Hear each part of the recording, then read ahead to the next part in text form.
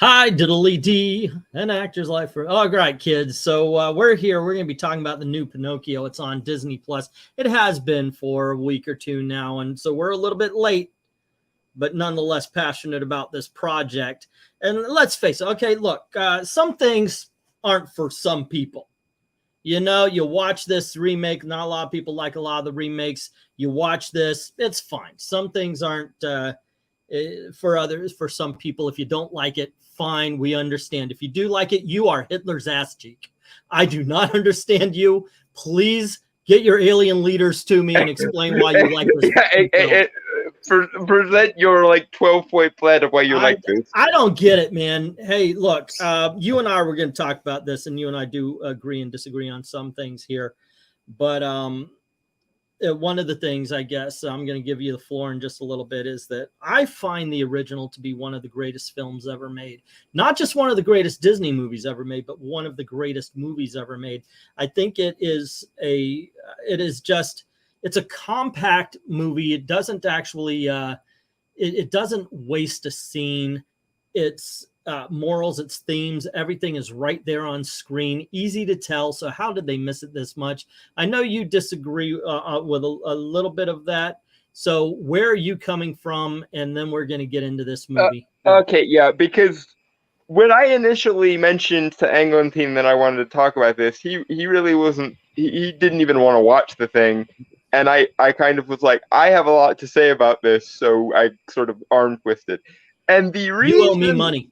The reason I didn't pay for it, but you owe me money. The reason the reason why I wanted to talk about this is because so many people, I saw people's reactions to the new Pinocchio, and they were like, oh, they completely missed the point of the moral message. They completely missed the point of this, that, and the other. And I was just like, hold on, hold everything. Because I am one of few people, apparently, on this planet who does not like the old Pinocchio for a very, very specific reason. And that reason being is there is a vast difference between childhood innocence and naivete and you are too stupid to live. And I have never liked the old Pinocchio because I don't like Pinocchio as a character, because really, he is a kid. After some point, it crosses over from not knowing right from wrong to I am convinced this character has severe retrograde amnesia. He was literally born yesterday. That's one of the things. Everything is new to him. But this is a thing that 2-year-olds figure out the first time they touch the stove. Oh, I touched the stove. It burns. I am not going to do that again for the foreseeable future. And then on we move. Pinocchio does not learn a single thing, nor does he ever attempt to. And here's the other thing at Pinocchio as a character. If Pinocchio as a character showed a dislike of the things he was told to do, as most children do at some point, they don't like doing what they're told to do, and like most children in the history of ever, they have a rebellious streak. Pinocchio, happy-go-lucky kid that he is, desires to do the thing he is told, and then 5 minutes later, completely, again, it crosses over from I don't understand social cues or I don't know right from wrong, right to I am convinced that this person would wander off a cliff if the road would. You're absolutely right, but that's because he's incredibly childlike. If you've ever had Pinocchio is not a school-age kid, by the way, but by the way he acts, he's more of a toddler. And yes, he would. There's a scene in the original Pinocchio where Geppetto, of course, I don't know how long it takes him. In the movie, it does seem like next day he's like, go to school. But Pinocchio is going on. Jiminy Cricket's his conscience. He's supposed to be taking him to school. Instead, he comes up up against Honest John, who talks him into show business. Yeah, the whole bit is he's supposed to be responsible and go to school, but this guy comes up and just gives him a pitch about something that sounds a lot more fun. So Jiminy Cricket, of course, says, don't listen. And he's the boring guy who's talking about the rules and all the stuff, the responsibility. And the guy is saying, hey, you're going to have fun being an actor. Come with us. Hi, diddly dee. Jiminy Cricket didn't have a song.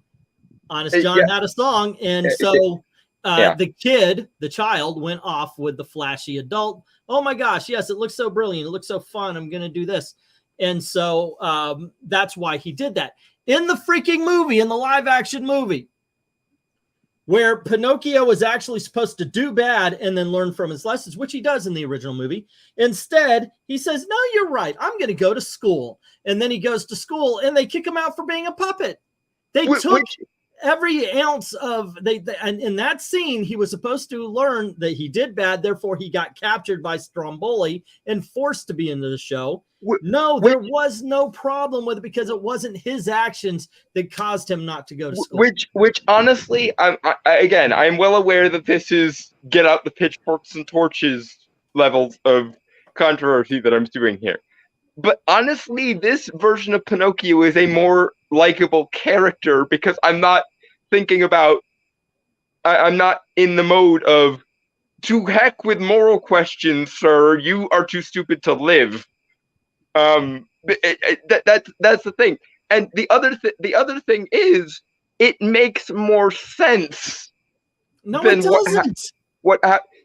Yes, it does. It's not even his own character, and it takes away the moral. It takes away the themes. It takes away the lessons of the film by not having him make his own decisions. Yeah, but again, I'll tell you how to do a version of Pinocchio that doesn't rely on him being stupid rather than just not knowing right from wrong. It's not stupid. It's young and impressionable. You have him have what all children have at some level, which is a rebellious streak. Have him actively not want to do the thing he's asked to do. Then it makes more sense. But with this version of Pinocchio, who wants to do the right thing, are you talking about the live action, or are you talking about the? Talking about the original. The problem I have with the original version of Pinocchio is it crosses over from a moral question to a logical question, i.e., I touched the stove. Like the first time with Honest John and Gideon, that I buy to some level. It should have required a little bit more convincing, even as a child, but that's neither here nor there. But after the incident with Stromboli, wherein he is condemned to, let's not put too much of a rose on it, child labor and or human trafficking. After that, it should have been, well, the last time I went off the path, it didn't go well for me. I'm going to try a little bit harder to stay on the path. Like, again, it crosses over from the question of not knowing right from wrong to do you even have a memory? It is where, and it makes it so that even though Pinocchio ultimately does the right thing at the end, and even though he sacrifices himself for Geppetto and so on and so forth, I'm sitting there even as a child going, I don't want you to bring him back. Morality or no freaking morality, he's too stupid to live.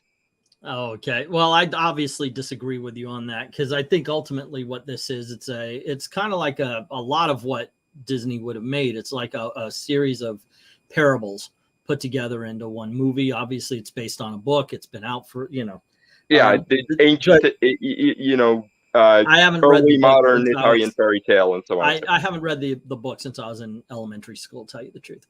But still, he is his own character. He is the master of the fate of the film and of the. He is what pushes along the plot and the narrative in the original movie. In this version, he is not. When he gets to Stromboli, first of all, they didn't even do the song all right. I didn't like that. No. And by the way, the usual failures of craftsmanship are still on display. I'm not defending that. If I'm going to bring up the song, I do want to go back and let's talk about a few things. So the modern references, for example. Yeah, this version of the movie, just like the original, starts off with Jiminy Cricket. I think the animation is just spot on for Jiminy Cricket. I think what's his name? What's his name? The actor that does Jiminy Cricket plays Robin in Batman: Dark Knight Returns. The hell is his name? I can't remember his name either. I was so focused on actually defending the movie on character grounds that I. But I think he does a I can't think of his freaking name, and now it's It's killing me. He was in Third Rock. Joseph Gordon-Levitt. Joseph Gordon-Levitt. Yes. There we go. He was brilliant because I think he must have watched the movie and came up with a voice that's very close to the original movie version. So he's walking along. And to be fair, a lot of the appearances of Jiminy Cricket, other than the original movie, were a person doing an impression of the original actor because the original actor wasn't alive for that long. The animation is fine. He gets to the cabin. He sees Geppetto, and he's painting a wooden boy. And through, at first they do it visually. You realize that he lost his son, he lost his wife. And I love the fact that they didn't say it until somebody knocks on the door and he's like, well, here's my life story from DNA all the way up to this moment. Yeah, I was like, come on, you were doing so great. It was an outfit. Yeah, the live action Disney mistakes of craftsmanship are still on display. It was like that scene in Rear Window, if you've ever seen it. It's an Alfred Hitchcock film. Brilliant. The movie opens and it just goes around the room and you see Jimmy Stewart's life story and you can tell everything you know about him. And then it goes from the last few pictures are a car race, a wrecked car, and then to Jimmy Stewart's broken legs. Here is everything you need to know without a single word. Visually. And Pinocchio for just a little bit had that. And I'm like, oh, okay, wow. All right. Good job. Because Robert Zemeckis is a good director. And then somebody got up the sledgehammer. But Robert Zemeckis is one of those directors who swings for the fences. So when he strikes out big. Some people think, what's that train movie? Polar Express is a miss. I love it. So I'm on a different ground than everybody else. It's got flaws. The technology wasn't quite where it should have been at the time, but it's a fun film. It's got a soul to it. Yeah. So we go around, we see the clocks. Now, the clocks are in the original movie too. There's no explanation. He's just a clockmaker. And in this one, his wife loves clocks, therefore he makes them. And apparently he makes them about Disney movies that have not even been thought of. Because the implication is supposed to be that he's making them out of nostalgia for what he would have done for his child. And that's fine and all, but the fourth wall is shattered into a million pieces. It dust is now floating in low Earth orbits. Toy Story, Snow White, Roger Rabbit. Roger Rabbit was one of them. Yeah. So we do get the story of why he does and why he wants a little boy and everything, or his puppet to become a real boy because he wants his son back. So the Blue Fairy comes. And I wish we could share visuals with you without getting copyright struck, because look, the actress who I've seen her in other things. I need to bring up like the IMDb page or something for Pinocchio so I could say. Now the actress is not a bad looking lady, and she's got some talent. Her name's Cynthia Erivo. And she plays the Blue Fairy. And of course, when she came out, a lot of people were like, why are you making the Blue Fairy black? Blah, blah, blah. Yada. I don't care. The woman's talented. And she's not an ugly woman. She can do the job. It doesn't matter. Yeah. Until you put her under the ugliest freaking blue light. When I saw her, I'm like, Jesus, kill her with fire, man. Yeah, like, what the hell? If you remember what Helena Bonham Carter looked like as the fairy godmother in Cinderella, this is worse than that. Oh, it's horrible. All I could think of is, don't let that near the children. What the hell? No. Well, I mean, fairies are not to be screwed around with in the old folklore, so I suppose. Oh, she was lit horrible. For being scary makes a little bit of sense. Now, in the movie, in the cartoon, the Blue Fairy's wearing a blue dress, but she's kind of got this angelic halo around her of white. This is just straight up dark blue. And it's like the entrance of Maleficent's blue evil sister. Yeah, you're sitting there questioning which fairy court is she on again? Because I'm not so sure she's on the good one. Well, fairy court. She lost her case. That's all I'm saying. I was making a reference to the idea that they're in mythology. There are two different fairy courts. Yeah, I know what you're talking about. In the medieval sense of like courtliness, not legal. So she, of course, gives animation to Pinocchio, gives him life, and that's when we get the original movie opens up with When You Wish Upon a Star. This one has, they say, okay, we're going to take this song and we're going to cut it right down to here. Blue Fairy, you have it, but we need you to sing out of key. Can you do that? Good. Okay, go. Yeah, again, craftsmanship issues. Regardless of how I feel about the story of Pinocchio or this particular version of Pinocchio, the craftsmanship issues of the kind that you would see in like the Jungle Book or the live action Lion King or the live action Aladdin, they're still there. You're still wondering, you have all the money and all the resources of the world. How could you not do better than this? How can you not say, okay, that was good. I loved every bit of it except for what you did. We're going to do something different next time. Yeah, okay, it's like this was the first take. Can we do it? That's what it feels like. It feels like everything is, well, we did it in one take, and then I think I was a little bit off key. Can we do it again? No. Okay. We don't have time. We have to. We started recording this on Wednesday. It's due on Disney Plus on Monday. So yeah. Oh, and by the way, hello to everybody. Austin P's in the house. Yes, Dalton got me to watch this piece of crap. Aloise, hello to Hillam and Dominic, Jim Sorensen, Ed. What's up? So after the Blue Fairy goes, of course, Geppetto gets up and he does the dance and everything. So it is really exactly like the movie up to this point. And Tom Hanks is very good as Geppetto. If him playing Mr. Rogers and Walt Disney earlier didn't cue you in, Tom Hanks, especially in his old age, is very good at this. And except for he can't keep an Italian accent. No, he can't either. He can keep the accent, but to be fair, neither did the original. So hey, I've only got 5 minutes of this, so let's go. Okay, so, it's like I have only been paid to appear in this scene and the scene at the end, so we must keep this moving. Yeah. His Italian accent was at least as good as Kevin Costner's English accent in Robin Hood. So I think that Dick Van Dyke as Bert. Dick Van Dyke's going, thank you, gentlemen. I appreciate that. You have demonstrated exactly why I wasn't terrible in Mary Poppins. Thank you very much. It's a jolly holiday with Mary. Yeah, I love it, by the way. Bert is amazing, despite the fact that his accent comes from a freaking Mary Poppins is in my top 3 movies of all time. The funny thing is the top 3 movies kind of 4. I could actually go to 5, but generally my top 3 movies are Singing in the Rain, Mary Poppins, and The Godfather. So that explains my personality, ladies and gentlemen. Explain Anglo Cheat psychology. I like to sing while I kill people. Yeah.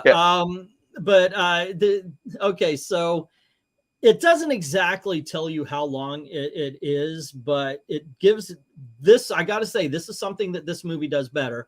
And that is, it does give you a sense that at least a few days have passed before Geppetto goes, go to school. And so, but he does. Okay, go on off. It's what little boys do. You go to school now. I'm going, wait a second. And this is where I have a problem, though. This is a man who lost his son, so he made a little wooden boy, and he decided, okay, this is going to be my surrogate son. Okay, but it comes to life. And you're telling me that this man who lost his son and now has been grieving this whole time is going to doesn't even walk him to school? Yeah. I mean, I'm not saying he's got to go sit with him in school, but at the very least, he can walk him to school. He just, oh, go to school. Well, yeah, excuse me, jackass. I've been alive for 2 days and I've never been there before. And that's the other thing about the original Pinocchio that always made me go, because it seems like people tell Pinocchio to do things. He attempts to do them. He gets waylaid for inextricable reasons. And then everyone gets mad at Pinocchio for getting waylaid by inextricable reasons. And it's like, okay, Blue Fairy, you who brought him to life and got him out of trouble several times within the context of the original movie. Shouldn't you like stand by so that you can see how your charge is doing? Geppetto, father figure extraordinaire. This puppet creature is now exhibiting the mannerisms of a child. Do you not maybe want to make sure that no one? Well, I can understand that everyone else, they don't know. Geppetto knows that he was born yesterday, so he should be walking along with him. Everybody else, he's a regular kid. But all Pinocchio knows is older people listen to. So it's easy to be led around. Now, of course, he meets Honest John. We talked about that scene. I think it's horrible. And we immediately go to Stromboli. And we meet a new character who I swear to gosh, it's this little girl, and she's got a fake leg. So Pinocchio feels a little kinship to, which if you took out every scene she was in, it would not affect the movie one way or the other. I can kind of see what they were trying to do. They were trying to do the thing they did with giving the Enchantress more backstory in Beauty and the Beast and adding a couple things here and there in Aladdin that actually did add something. That's what they're trying to do. The live action versions are the attempt to be kind of the unabridged versions of the stories. And I understand that to some degree. That's why for all my heresies, I don't actually mind the live action Beauty and the Beast all that much. Which again, you remember that Hitler's ass cheek comment, right? I remember. Please hold your pitchforks and torches until the end. Let me finish digging the hole before you lock me into it. And Austin P, what's up? So okay, let's go. Like I said, they go to Stromboli. We meet this young lady. She tells a little story that, once again, forgettable and unnecessary. And then we get to the stage show. Now, one thing I never understood was you didn't exactly have a lot of time to rehearse this show before you threw Pinocchio up on it. So, but he comes down and they do part of I've Got No Strings. And this is a problem with me. If you noticed, two of my favorite films are musicals. I love movie musicals. That's if just you're going to do the thing, do the thing. Don't bait us with making us think you're gonna do the thing. At the very least, two songs you definitely do not scrimp on is I've Got No Strings and When You Wish Upon a Star. When You Wish Upon a Star builds the themes of the film. And I've Got No Strings is a set piece in the middle of the movie. You can do a shortened version of Hi Diddly Dee, An Actor's Life for Me. You could, you could do a shortened version of that. You can play around with that a little bit. Geppetto's song, but those are the two main songs. If you're going to do Disney's version of Pinocchio, those are the two songs you leave in there. And so it wasn't even the full song. It reminded me a little bit of when Scar sang "Be Prepared" in the live action version, and I'm just like, no, you don't skimp on the best song in the movie. God dang you! Now, Jim Sorensen is making a good point, and I think I agree. I think everybody mostly agrees anyway. It's a Disney live action remake. There's not really any high expectations for a Disney action remake. I think that's why when one comes along and it's actually good, we're like, whoa! The highest of the high bar is still the Glenn Close 101 Dalmatians 30 years later. I don't count that. That's its own animal. I mean, I know it's a live action Disney remake. No, but I mean, if you're going to compare Disney's attempts to do live action versions of their animated stuff, I agree with you. The highest of the high bar is still Glenn Close's 101. It's amazing that in 30 years and 10 or 11 different attempts now, not to mention the one that's in the works, The Little Mermaid, which it's amazing they still haven't been able to do as well as Glenn Close's 101 Dalmatian that was released the year after I was freaking born. I agree with you that it is better than any of the live actions that we're talking about. To me, however, we're talking about from Alice in Wonderland until present, because that's what really started this new push for live action. I definitely understand it's a different era, but what I'm saying is, even when there wasn't this impetus to let's make a live action version of everything, they actually managed to make a live action version of a Disney classic, and it was good back in 1996. You and I, here's what's going to happen. I think you and I are going to tier list I'm making tier lists now, ladies and gentlemen. You and I are going to tier list the live actions. And I think there's going to be arguments and fights abound on this one. Are we gonna throw in the pseudo live action remakes like Maleficent and Cruella or not? Yes, at least the first ones. Okay. Cruella, by the way, I don't think that's a live action remake. That is not. It's a prequel. Yeah, but Maleficent is a live action remake, and Alice in Wonderland, the first one, is a live action remake. But Alice in Wonderland Through the Looking Glass and the sequel to it is a sequel to, it is an adaptation of the sequel book more than anything. Yeah, there was no Alice in Wonderland 2, therefore it would not count on what we're talking about. Although, to be fair, I think Through the Looking Glass was better than the first one. I do too. But I'm looking forward to that, because there are some that we both either like or dislike. The one that you always get on to me about is Dumbo. I liked Dumbo. Dalton did not. So, it's exactly the same as with Alice in Wonderland, Tim Burton's version. I'm sitting there going, you had Tim Burton at your disposal, and you had one of these zaniest, weirdest, most out there concepts to play. Like in a proper Tim Burton version of Dumbo, the pink elephant scene should have been 20 minutes. Okay. Instead of the 1.5 minutes. Hold on just a second. I truly have to interrupt you here. Okay. I don't know if you guys noticed, but while we've been sitting here, I've drunk half a bottle of this water. I'm going to do something for you I've never done before, Dalton. I'm going to give you the floor for at least 2 minutes. I'll be right back. Okay. So I will take the reins while Eglantine is away, and I guess given nothing else to talk about, I'll dig myself into the hole a little bit deeper on this whole I think that the new Pinocchio is at least a better character thing. Because here's the thing. I grew up in an era of shows like Disney's Recess, Cartoon Network's Codename Kids Next Door, movies like Matilda,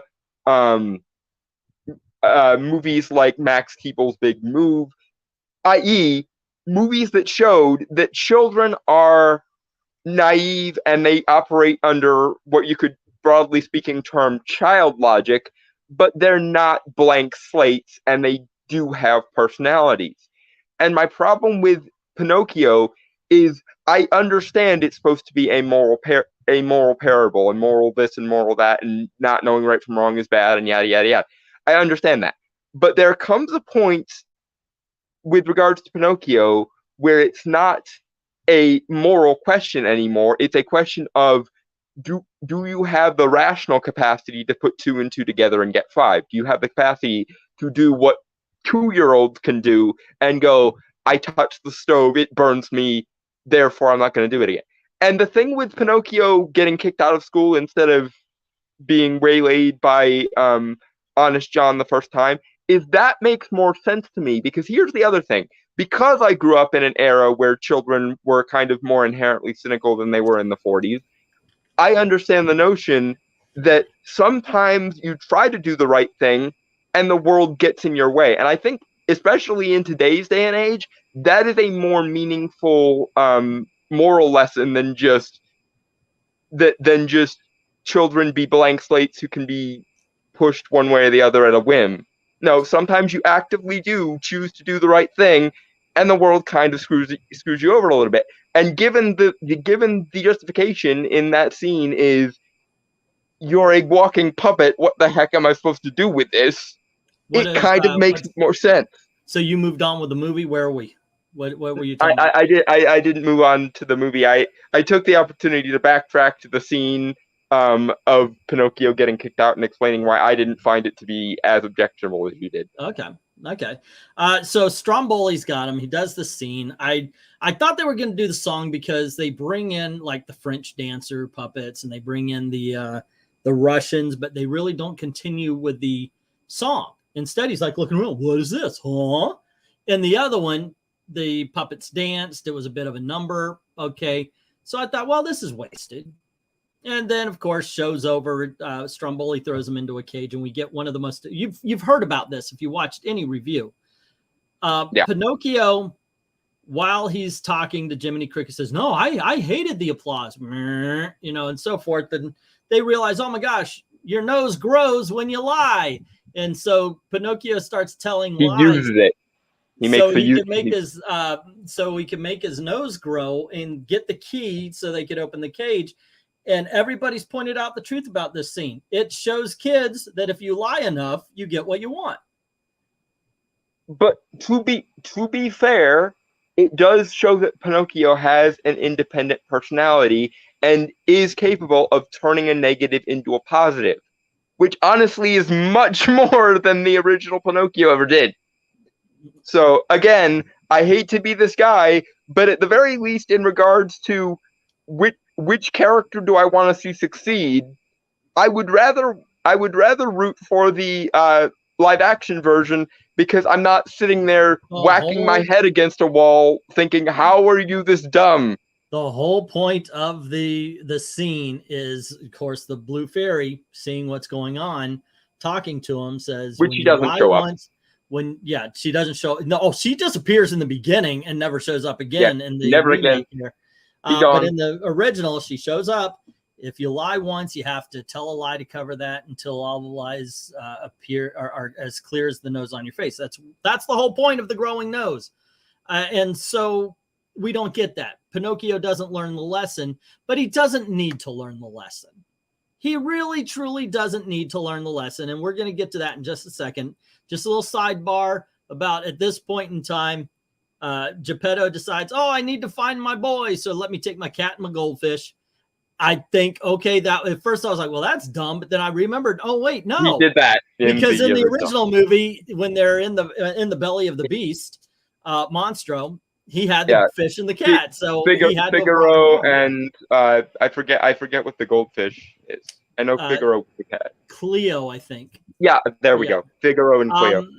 So when I saw that scene, I was like, oh, wait, this is the things that must have happened in this movie you didn't see, but now we saw it. Him holding his goldfish while his cat's walking beside him. Pinocchio! So that's the little transition scene.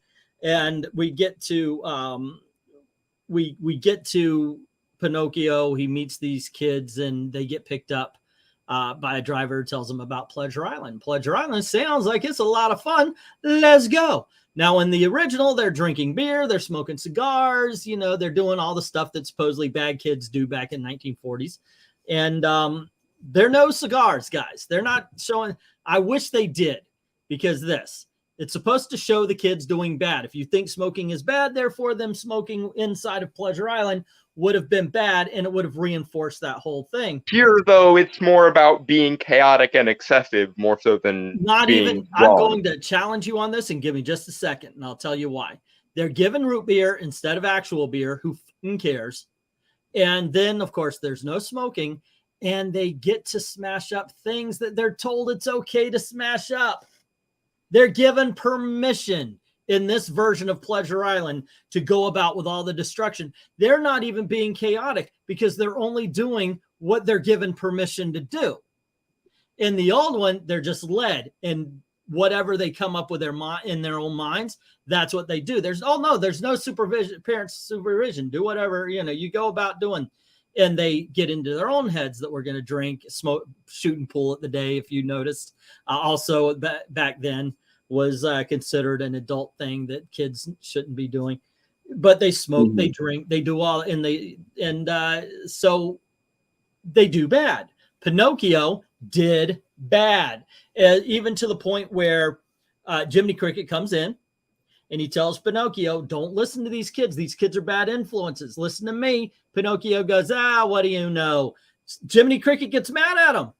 And he says, yeah, the one time there's actual conflict in the whole thing. Bye. Yeah, Pinocchio or Geppetto, or not Geppetto. What am I saying? Jiminy Cricket, actually, he nopes stuff out in the original. Well, I tried 3 times. This kid is unteachable. Bye. This is the way you're going to be. And that's when Geppetto goes and he sees what's happening to the kids, and he's got to go back and save Pinocchio. In this one, they just get separated. There's no conflict.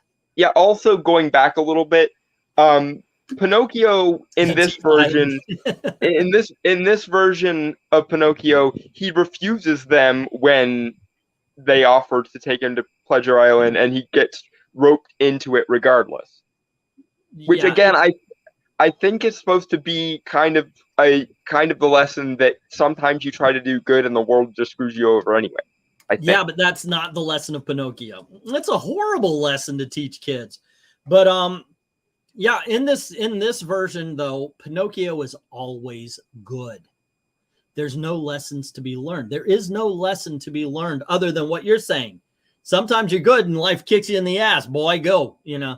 Well, So I'll defend it in this one way, because Pinocchio doesn't yield to what he knows to be bad. What he does is he makes the best of a bad situation, like the lying thing. He realizes, oh well, you know, whenever I lie, my nose grows, and I don't like lying. I'm not going to continue to lie after this particular situation, but I'm locked in a cage, so I'm going to take a bad thing and I'm going to turn it into a good thing because I have a personality and actually have agency in this movie. So, as opposed to the other one where everyone yells at him for doing a thing that he was never supervised to not do and then gets him out of it anyway. Let's see, Austin saying, I may be wrong, but I think I remember reading that the original Pinocchio's version of Pleasure Island did have signs that said it was okay to tear the place apart, or at least carve names on the desk. So, okay, yes, it was. The point was that it wasn't about permission or not permission. The point was being excessive and hedonistic in general is bad, regardless. Okay, so they managed, of course. Oh, okay. There's a scene I want to talk to you about. Gosh, I wish we were able to show stuff. Yeah, I should take this down at some point and like edit it. We honestly should have done it as a watch party. There was a scene in the original, and it's incredibly effective. And that is where you see them loading the donkeys, and one of them talks. And he's actually, I want my mother, you know, and the guys are like, screw you, you're my slave. And he kicks the kid into, and you realize, evil human trafficking bastard. These donkeys are human kids. And it shows you this emotion. And you go like, oh my gosh, okay, it raises the stakes. No such thing in this movie. No. None whatsoever. You do see the boy turn into a jackass and he starts kicking things around, but nothing as impactful as that one lone crying donkey with a human. He kept his voice, and he's if it doesn't. The transformation scene also cuts a lot of corners. Yeah. The transformation scene that I convinced scarred entire generations of children. It was like they didn't want to offend kids, or they didn't want to scare kids. Look, don't treat your kids like little bitches. Think about you. Think about how many times you saw the flying monkeys, how many times you saw Bambi's mother get shot and the freaking forest burned down. We lived with darkness. Or my generation, Courage the Cowardly Dog, Invader Zim, Grim Adventures of Billy and Mandy. Cartoons used to have teeth. Yeah. Go watch Secret of Ned. That's something. You want to toughen your freaking kids up, make them watch a movie called Secret of freaking Nem. Yeah. And then after that, you put on Never Ending Damn Story. That'll teach them about the world and man them up. That is for freaking sure. Yeah. Or even the 1970s Hobbit has the Goblin Town scene. Yeah. So So they go about doing that, and Pinocchio goes home, finds out that Geppetto's been looking for him, and he was on the water or something. And in the scene, he actually found out that Geppetto was swallowed by Monstro, the big whale. Yeah. And this time, though, they just know he's on the water. So I forget how they do it. Is it a bird? How is it that he ends up water skiing on his own feet to Geppetto? All the while they're doing this. Hi, Dad, I learned all the lessons. Actually, no, I didn't, because there were no lessons to learn. I just got through everything like every other Mary freaking Sue. Okay. Again, no. I'm gonna defend the movie on this one, because I think the point they were going for is it's up to you to remain good even when the world incentivizes you not to. Not through trickery, not through stupidity, but by actually making the best out of a bad situation. You find yourself in a shitty situation through no fault of your own, it's still your responsibility to get yourself out of it. That is a decent lesson. Okay, so we'll get to this towards the end. All right, I got it. I got it here. I got what you're saying. So they finally get to Geppetto, and they're swallowed by the whale. And once again, I'm going to go back to the original, which had them in there for a while, and you get a sense of desperation. In this one, they're like, okay, it's been 2 minutes. Should we leave now? Yes. Okay, fine. and they escape. And then the dumbest, and you can't argue this with me. I'm sorry, you can't argue this. The dumbest scene, possibly in any live action remake, Pinocchio starts kicking his feet super fast, causing him to speed away from the motorboat scene. Yeah, the inextricable. Although I will see you a Pinocchio motorboat and raise you a dung beetle sequence from the live action Lion King. That was bad too. Yes, it was just freaking horrible. As he's like, "Nee," and he motorboats Geppetto. I'm gonna say that. Yeah, I'm just gonna leave that right there. No, he speeds into a cave, gets away from Monstro, and then of course in the original, Pinocchio has proved himself honest, proved himself honorable, and proved himself worthy. Brave, truthful, and unselfish, I believe, is the. Okay, fine. Point being is the Blue Fairy says you have earned the right to be a real boy, and Pinocchio is changing the real boy. This time around, she doesn't show up. After learning nothing, Jiminy Cricket shows up and goes, "Oh, and we just learned to accept him how he is. Good job." That's the ending of this Pinocchio, kids. Yeah, that raises some questions, which is, in this version, he actually tried a lot harder than the old version did, because he was faced with a world that wasn't padded for him, and still stayed true to himself, still did the right thing regardless of what the world forced upon him. So he should definitely, more so even I would argue than the original version, because the original version, again, at some point it crosses from youthful naivete into you just have retrograde amnesia, and are stupid and are too stupid to live, and I don't want to see you get a reward because I dislike you as a character. This whole thing. This version knew what he was supposed to do, did his best to do it, got crapped on regardless, and still managed to find a way through it. So this movie, and look, okay, at this point, I guess I can say, obviously, you believe that the morals have changed. This isn't about him learning the lessons of honesty and so forth. This is just a different, more morality shift. He's learning different lessons. I get what you're saying, and if that's true, then fine, and you can enjoy it on that level. Like you said before, it's teaching that the world's going to tempt you, yet you still have to be good. But I think the old one did as well, but not as well. Or this one doesn't do that as good as the old one. Right. But what I would argue is the way that the old one did it relied more on Pinocchio being an idiot, whereas this one, he actually has personality, and he actually thinks like a child, even though children can still think, they just think like children. This is where we butt heads, obviously. But the thing is, and this is really, really the worst part, more than the super speed motorboating. The worst part was him not becoming a real boy, and the message of the story being, be your true self and know your own truth and accept him for who he is. Yeah, no, you made him like this. You have a responsibility to what happens to him. And also, this was your bargain, oh great blue fairy of Disney. Your bargain was, if you are brave, truthful, and unselfish, then I will return and I will give this to you. Well, this version of Pinocchio, in my opinion, did a dang sight better at being those things than the original did, and he gets Jack Spot. So you like this version of the movie more than you did the original.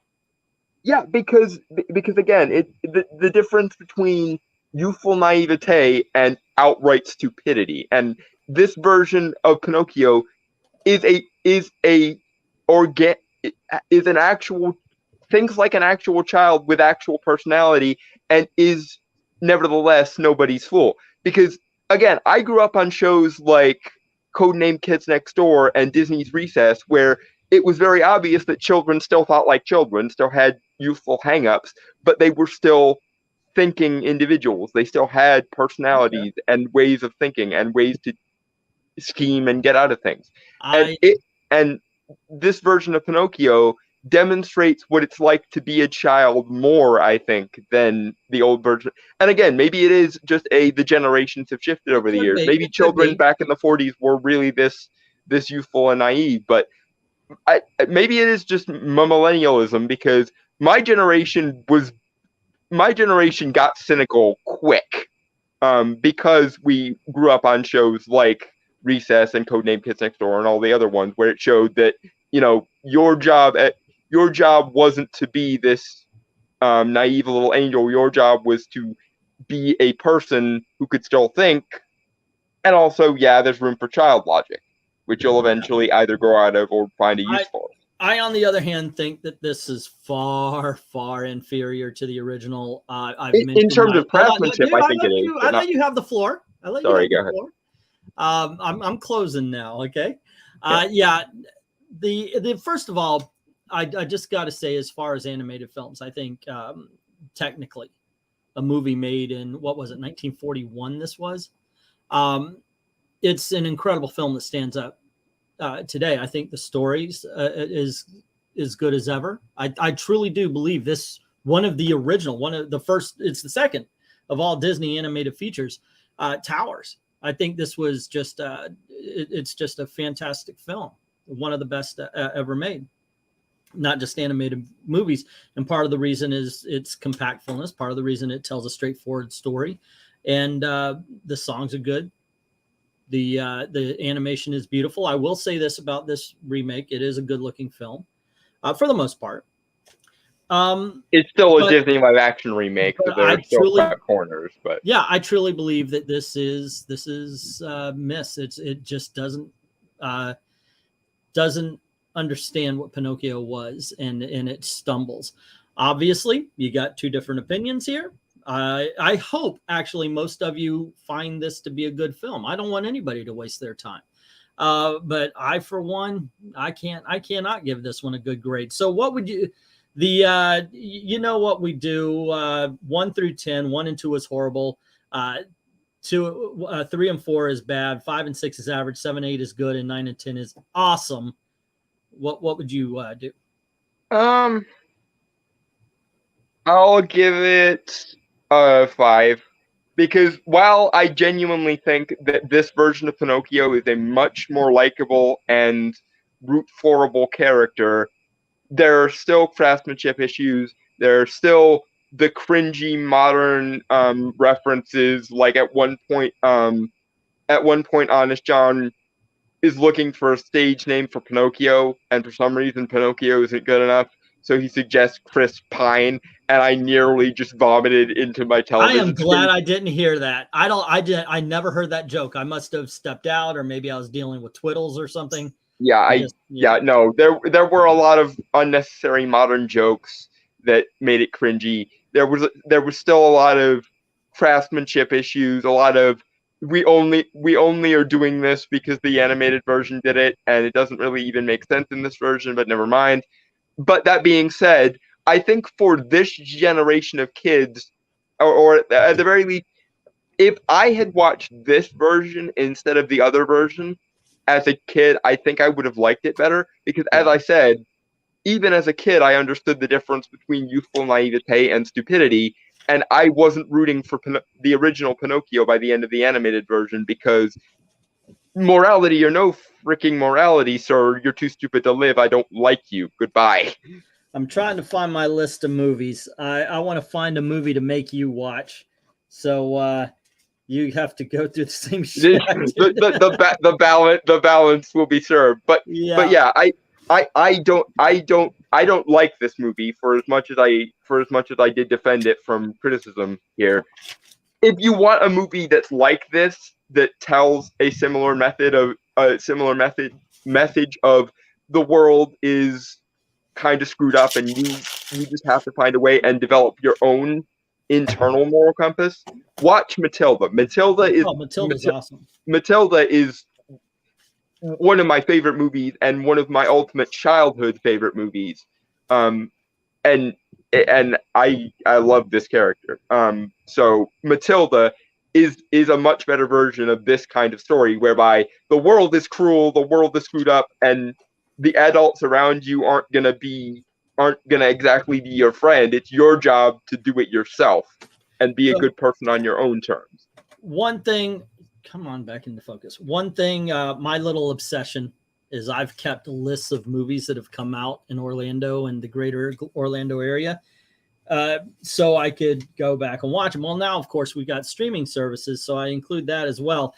And I keep a list of all of the films that I have seen throughout the year. This is 2020, of course, and what I originally thought of them. Sometimes I go back over at the end of the year and I'm like, yeah, that's changed. And sometimes, of course, I don't. So what I'm going to do here, Dalton, is I'm going to go through this and I'm going to find a movie that is like so anti-Dalton. I'm going to get revenge on you for Pinocchio. I would like to say boop to the head to that, but no, I deserve it. I strong-armed you into watching this, and it was a mistake. I mostly strong-armed you into watching this so I could vent about a lot of people's criticisms and why I disagreed with them. No, so I deserve it. No, just to give you a bring heads it on. up. Just to give you a heads up, I use letter gradings because that's what we started with 30 years ago when I started doing these lists. The Fs are absolutely horrible. So then of course Ds are bad, Cs are average, and Bs are good, and As of course are at levels of excellence, and that's how I do it. With B- being the lowest grade, I'm willing to recommend a movie to. So there are certain films that, yeah, they're not great, but they weren't horrible. Give it a shot, like Fantastic Beasts, the new one that came out, while certain other films just aren't. And yes, that unbearable weight of massive talent, that is one to talk about. Oh, Nicolas Cage, we love you so. In all honesty, see where that bubble is? It's a movie that came out. It was all about filming a movie in the pandemic. The Offer got an A, and Firestarter. By the way, to me, a C grade is worse than a D or an F, in all honesty, because bad movies are at least interesting, how went wrong here, kind of thing. Yeah, and it's like a car wreck you can't look away from versus a fender bender. Yes, occasionally I actually do give Fs, and one of the only ones I've given this year was to the HBO Max version of Father of the Bride. Now, mind you, he's a lot nicer than me or Rob. He's the Paula of the three of us. I'm a mark. If he gives the movie an F, I'm a mark. It might as well be a gaping hole in the world here. I go in usually thinking, okay, yeah, I want to watch a good movie, and I want that movie to be good, and I'm going to be I need to review or letter grade some of these, because the only one I've got is a movie called Fresh, and I gave it a B. And right now, in all honesty, I can't remember what that was about. I got to look that up. What the hell is Fresh? I watched a movie called Fresh. Eglantine's brain has about the memory span of Pinocchio at the moment. I guess. Casts of, oh yes, oh yeah. That is that's the movie where Sebastian Stan. Gosh, I don't really want to. Yes, it's on Hulu. It's a Hulu movie. Check it out. It's called Fresh. It's got Sebastian Stan in it. Yeah, it deserves to be. Yeah, that's pretty cool. Yeah, I might actually raise that too. That's pretty good. I'm gonna come up with a movie and say, okay, this is the one. I'm not gonna. I won't make it anything really bad. Ooh, the 355. If I suffered, you should suffer, sir. The 355. I've already seen that one. I'm not. No, I'll go through it. I'll go through it again to balance the account. But I've if you watched it already, that's cheating. Did you see the Texas Chainsaw movie this year? No. Yes. All right. Okay, kids, what do you think? Should we have Dalton watch the Texas? I don't even like the Texas Chainsaw Massacre movies, so Yeah, that's fair. Oh my gosh, that movie was horrible. It really was. Did you see Turning Red? Yes, I did. It was also bad. Really, you didn't like it? Okay, okay. I mean, it was. Oh, I guess I shouldn't say bad. It was okay, but I could tell that they were trying to beat something in with a sledgehammer. Yeah, yeah. It's the cinematic equivalent of unbuttered popcorn. It really is. You can have it there. You can enjoy it. It's not really going to do anything to you. And I guess a lot of my Yeah. negative opinions about Turning Red have to do with a lot of people who uncritically just love the thing because it pushes the appropriate worldview. My diversity and Are You There, God? It's Me, Margaret, the movie. It's all about the period. And, you know, I'm not bothered by it. I watched it. I didn't care. I mean, obviously, I've had daughters. I know they go through that. I didn't care. And a lot of the things film. It was just an okay movie. A lot of the things I didn't like about it was they, for some reason, chose to set it in the early 2000s. And as a kid who grew up in the early 2000s, no one did their homework with regards to what it was like growing up in the early 2000s. No one. That's actually what I go through whenever I tried to watch Meet the Goldbergs. It was 1970 something or 1980 something. So at the same day, we're gonna have Ghostbusters come out and Lost Boys come out. No, that is not exactly. Yeah, no. That's not how that works. That's why I can't listen to that one song. What was it? 1985 by Bowling for Yeah, my thoughts were short. My hair was long. Yada yada yada. Yeah, I know. It was like, wait a second. No, that didn't happen in 1985. That happened this year. This happened that year. You're way off. So shut the. All right. Yes, I didn't cuss. I know we're on the Disney Channel too today. Yeah, I don't. I think we both slipped up a couple of times in the course of the discussion. I'm pretty sure. Yeah, you know what? There might be we might have to look at movies that are coming out and say, okay, let's go to do this one anyway. I want to do this a little bit more. Robert said, as a gay man, I would have thought you would have thought the concept of a man who has a nose that grows longer and wooden when he lies that has erotic potential. I'm sure. Well, yeah, there's actually there's a sophomore film about that. I didn't even think about that. And grow up, Dalton. It's out there. I give you a boot to the head for making me think about that because Pinocchio isn't even my type. Right, there you go. He's too young, by the way. Well, that, but also even if we're going by he will eventually age up into non-EU territory, he's a bit twinkish for me. I don't swing like that. Tell you what, get on the high seas. I just watched a film. I did too. I threw up the Jolly Roger myself to watch Bullet Train. We'll talk about that, or we can actually look to see what's in theaters and talk about a modern Bullet Train is fun. The Woman King would be an interesting discussion, I think. Oh yes, let's have two white guys talk about the Woman King. I like that, sir. You are fired. Okay, we could get Mr. E and just some guy in here. Nope. I don't want anybody holding our hands on this one.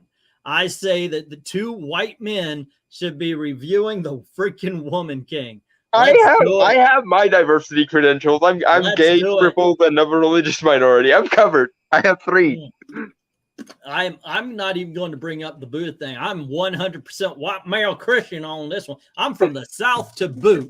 Let's go. I want to. Okay, but the thing is, we both understand history and we understand how to do a based on history movie. Well, here's the thing. If we do the Woman King, I'm going to be reviewing the movie. I understand the historical inaccuracies, but take that out and how's the film? I would say it's still pretty cringe because it's very. It's one of those that they beat you over the head with the it might just be so because we all know it's about a whole bunch of women who got their asses whipped by the French soldiers while they were trying to strong empowered black women that totally weren't slavers, though. Don't get us. Yeah. Don't look at that part. Don't look at that part. Yeah. Don't look at the slavery behind the historic curtain. We're doing the Noble Savage thing. No movie with king in the title has ever had to mention the gender before the woman. And there's a reason for that. All righty, kids. Thanks for hanging out with us while we talked about Pinocchio and other things. I do like Glenzer mentioning that, oh, this is a good series. How Disney Destroyed Blank. It would fit on our Disney Channel no matter what. Well, that or Dalton says something that's going to incite an angry mob. Please let him finish before you get the torches and pitchforks. That's also I'll tell you a what pretty we could do decent a watch party on. We could break out the bootlegs and do Song of the South. Oh, that we may not survive that one. Yeah. So anywho, by the way, the quick review of Song of the South is if it's not animated, it's boring. Okay, kids, thanks for hanging out with us. We're about to drop off and then back on as we've got a couple of Disney news stories. So if you haven't gone over to, what am I calling it these days? Disney Quest? I got to change that again. Because Homegrown Forest was fine. I'm not sure why you changed it from that. I don't know. I wanted to, because I was only going to Disney at the time, but now I in all honesty, that's the one park I have zero interest in anymore. Thanks to Bob Cheapskate, but that's neither here nor there. All righty. So anywho, go on over there. We're going to be talking about some Disney news and such. I'm sure I'll bring up Bob Cheapskate at least once over there as well. Thanks for hanging out with us. Talk about Pinocchio, and as always, thank you very, very much for watching. Have a good day, guys. Cheers, guys.